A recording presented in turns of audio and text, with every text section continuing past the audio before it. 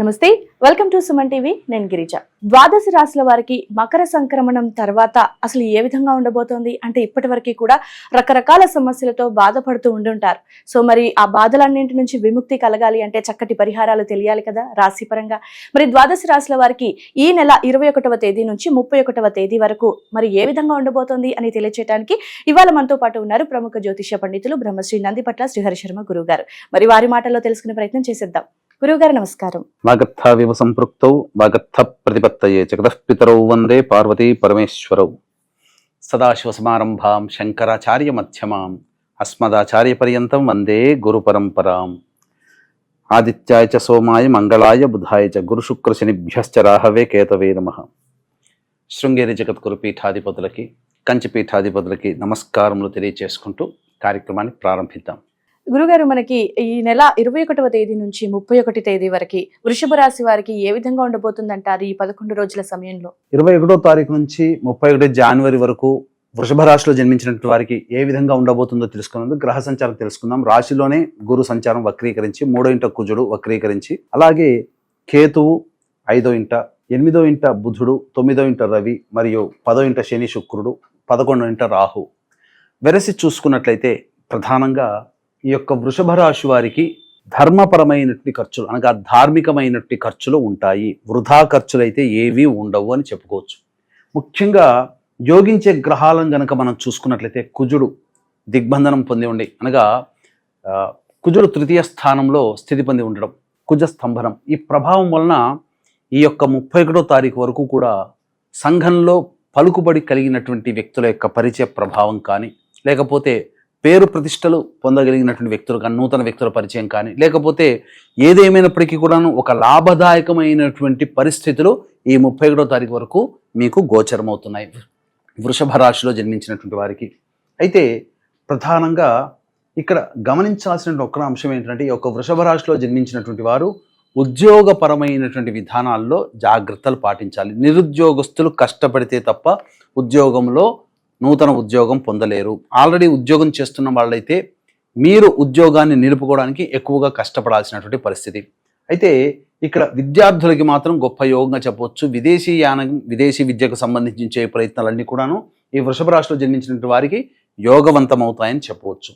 అయితే ప్రధానంగా ఈ వృషభ రాశిలో జన్మించినటువంటి వ్యాపారస్తులు ఈ 31వ తారీఖు వరకు నూతన పెట్టుబడులు పెట్టకపోవడమే చాలా మంచిది. ఏ రంగంలో వ్యాపారస్తులైనా లేదా ఎవరికైనా కానీ ప్రధానంగా మీరు డబ్బులు ఇచ్చారంటే అవి మళ్ళీ మీకు తిరిగి రావు. ముఖ్యంగా మీరు ఆలోచించి చేసేటువంటిది ఒకటవుతుంది, పని చేయాల్సింది ఇంకొకటి అవుతుంది. కాబట్టి మీ ఆలోచనకి పనికి ఏమాత్రం పొంతన లేకుండా ఇబ్బందికర పరిస్థితులు ఈ వృషభ రాశిలో జన్మించినటువంటి వారు పొందుతారని చెప్పవచ్చు. ముఖ్యంగా ధనపరంగా కంటి సంబంధమైనటువంటి సమస్యలు పెరుగుతాయి. కళ్ళు బాగా నొప్పి లేవడం కానీ, లేకపోతే వృధా ఆలోచనలు ఎక్కువగా బద్ధకంగా ఉండడం కానీ గోచరమవుతున్నాయి.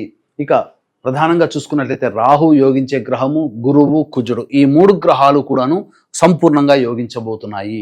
అంతేకాకుండా ఈ వృషభ రాశి వారికి ఎప్పుడు కూడా పరధ్యాసగా ఉండడం అనేటువంటిది కలుగుతుంది. ఏ పని చేయాలన్నా కానీ ఆలోచనలతోనే మీరు గడిపేస్తారు, కానీ కార్యరూపం దాల్చడానికి ముందడుగు వెయ్యలేకపోతారు. ఇక ఈ సంబంధించినటువంటి ప్రధానంగా చూసుకున్నట్లయితే ముఖ్యంగా వివాహానికి సంబంధించే ప్రయత్నాలన్నీ కూడాను కొంతవరకు కొలిక్కి వస్తాయి. అలాగే దాంపత్య సమస్యలు ఏవైతే ఉంటాయో అవన్నీ కూడా తొలగిపోయే అవకాశాలు ఎక్కువగా గోచరమవుతున్నాయి. ఇక ముఖ్యంగా గమనించుకున్నట్లయితే ఈ యొక్క వృషభ రాశిలో జన్మించినటువంటి వారికి ముఖ్యంగా ఈ ఫుడ్కి సంబంధించినటువంటి రెస్టారెంట్ లేదా general stores, FMCG products, super market, jewellery రంగము, కళాశాలలు, విద్యాలయాల సంస్థలు నడపడము, అలాగే ఈ సంబంధించినటువంటి ఈ పూజా ద్రవ్యాలు, తీర్థయాత్రలు నడిపేటువంటి వాళ్ళు, లేకపోతే రోడ్ సైడ్ వెండర్స్ మరియు కర్రీ పాయింట్స్ నడుపుకునేటువంటి వాళ్ళు, వీళ్ళకందరికీ కూడాను ఆదాయం చక్కగా ఉంటుంది. ఎట్టి పరిస్థితుల్లో కూడా పెట్టిన పెట్టుబడి కంటే లాభదాయకమైనటువంటి స్థితిలో ఉంటారు, కానీ నష్టపోరు. ఇక ప్రధానంగా చూసుకున్నట్లయితే రియల్ ఎస్టేట్ రంగంలో ఉన్నటువంటి వారు, అలాగే లాయర్ వృత్తిలో ఉన్నటువంటి వారు, ముఖ్యంగా మైనింగ్ వ్యాపారస్తులు, అలాగే ఎడిబుల్ ఆయిల్స్కి సంబంధించినటువంటి వ్యాపారస్తులు ఎవరైతే ఉంటారో వాళ్ళందరూ కూడాను లాభదాయకంగా ఉంటారు. వాళ్ళకందరికీ కూడాను వ్యాపార వృద్ధి అవుతుంది. నూతన ప్రాజెక్టులు చేతికి అందుతాయి. మీరు ఆశించిన మేర ధరకి కొనుగోలు చేయడం, తద్వారా భవిష్యత్తులో వాటిని చక్కగా మీరు మార్కెటింగ్ చేసుకోగలిగే స్థాయికి ఈ రియల్ ఎస్టేట్ రంగంలో ఉన్నటువంటి వారికి ఊతం వస్తుంది. ముఖ్యంగా లాయర్ పదవులలో ఉన్నటువంటి వాళ్ళకి ప్రమోషన్స్ కానీ లేకపోతే ఆ యొక్క వృత్తిలో వాళ్ళకి మంచి ఆదాయం కలిగించేటువంటి విధంగా ఈ 21వ తారీఖు నుంచి 31వ తారీఖు వరకు ఉండబోతున్నాయి. ఇక ముఖ్యంగా గమనించుకున్నట్లయితే ఈ ఇనుము స్టీల్ రంగాల్లో పనిచేసేటువంటి వాళ్ళు, అలాగే కింది స్థాయి ఉద్యోగస్తులు అనగా గ్రూప్ 4 రంగాల్లో పనిచేసేటువంటి వాళ్ళు ఎవరైతే ఉంటారో వాళ్ళకి కాస్త ఇబ్బందికర పరిస్థితులు, ఉద్యోగ భ్రంశము అనగా ఉద్యోగము తొలగిపోవడం కానీ లేకపోతే నూతన ఉద్యోగం కోసం ప్రయత్నం చేసేటువంటి వాళ్ళకి ఇబ్బందికర పరిస్థితులు అనేటువంటివి ఉంటాయి. ఏది ఏమైనప్పటికీ కూడాను తర్వాత ఈ యొక్క వృషభ రాశి వారికి మిశ్రమమైనటువంటి ఫలితాలే ఎక్కువగా గోచరమవుతున్నాయి. ముఖ్యంగా నూతన వ్యక్తులు పరిచయం అవుతారు, తద్వారా భవిష్యత్తు యోగదాయకంగా ఉంటుందని చెప్పవచ్చు. అయితే ప్రతి మనిషికి కూడాను కావలసినటువంటిది ఏ రోజుల్లో ఖర్చులు అధికంగా ఉంటాయి, ఏ రోజుల్లో ధనాదాయం చక్కగా ఉంటుంది, తద్వారా ప్రణాళికాబద్ధంగా మనం ముందడుగు వేయడానికి పరిస్థితులు మనకు మెరుగుపడతాయని చెప్పవచ్చు. కాబట్టి అనాదిగా గత 8 నెలలుగా ఆదరిస్తున్నటువంటి వాళ్ళు ఈ విషయం మీదనే ఎక్కువగా ఆదరిస్తున్నారు. కాబట్టి ఏ రోజుల్లో ఖర్చులు ఎక్కువగా ఉంటాయి, ఏ రోజులో అనేటువంటి వాటిని మనం క్లుప్తంగా తెలియజేసుకుందాం. వీక్షించేటువంటి ప్రేక్షకులు కూడా ఈ నెల 29వ తారీఖు రోజున మౌని అమావాస్య.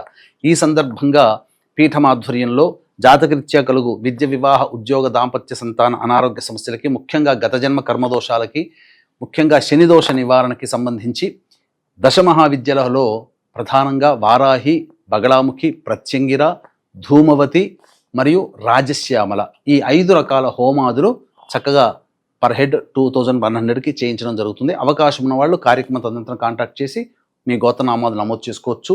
ఇక ఏ రోజుల్లో బాగుంటాయని అనుకుంటే 21వ తారీఖు రోజున చూసుకుంటే మీరు ఏదైతే ఆలోచిస్తారో ఆ ఆలోచించిందంతా కూడాను మీకు వృధా కాలయాపనే జరుగుతుంది తప్ప మీకు ఆ అమలులోకి జరగదు.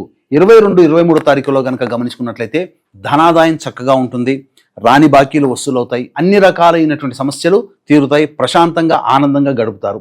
24, 25, 26 తారీఖుల్లో కూడా మీరు ఏ పని తలపెట్టినా ఆ పనికి సహాయ సహకారాలు అందించే వాళ్ళు ఎక్కువగా ఉంటారు. కాబట్టి ఇతరుల సహాయ సహకారాలతో ఆ యొక్క సమస్యని పరిష్కరించుకుంటారు. ముఖ్యంగా డబ్బు కూడాను ధనాదాయం చక్కగా ఉంటుంది. 27, 28 తారీఖుల్లో జాగ్రత్తలు పాటించాలి. మీరు ఆలోచించింది ఏది కూడాను సక్సెస్గా ఉండకపోవడం, ఆ 2 రోజుల్లో ఖర్చులు అధికంగా ఉండడము, అన్నిటికంటే మించి మీ దగ్గర అప్పు అడిగే వాళ్ళు 27, 28 తారీఖులో ఎక్కువగా గోచరం అవుతారు. ఇక 29, 30 తారీఖులో కనుక చూసుకున్నట్లయితే ఉద్యోగములో కొంత ఇబ్బందికర పరిస్థితులు, తోటి ఉద్యోగస్తులు కానీ అధికారుల యొక్క ఆగ్రహం కానీ గురయ్యే అవకాశాలు ఉంటాయి, జాగ్రత్తలు పాటించండి. అలాగే 31వ తారీఖు రోజున మాత్రం నిరుద్యోగస్తులు చక్కటి శుభవార్త వింటారు. వ్యాపార విస్తరణకి, వ్యాపారానికి, కులవృత్తికి లేదా ఉద్యోగార్థులు ఒక మంచి శుభవార్త 31వ తారీఖు రోజున వింటారని చెప్పవచ్చు. గురుగారు, మరి ఈ వృషభ రాశి వారు ఈ 11 రోజుల పాటు ఎలాంటి పరిహారం చేసుకుంటే వీళ్ళకు ఉన్నటువంటి సమస్యల నుండి బయటపడే అవకాశం ఉంటుందంటారు? ఈ యొక్క వృషభ రాశిలో జన్మించినటువంటి వారు ప్రతిరోజు గరికతో గణపతికి అష్టోత్తర పూజ చేసుకోవడము, అలాగే చిన్న బెల్లం ముద్ద నైవేద్యంగా పెట్టడం, ఈ విధంగా ఒక వారం రోజుల పాటు చేసినట్లయితే చాలా మటుకు సమస్యలు అనేటువంటివి తొలగిపోతాయి. వీలు కుదిరినప్పుడల్లా కుక్కలకు తినే పదార్థాలు పంచిపెట్టడం చేస్తూ ఉండాలి.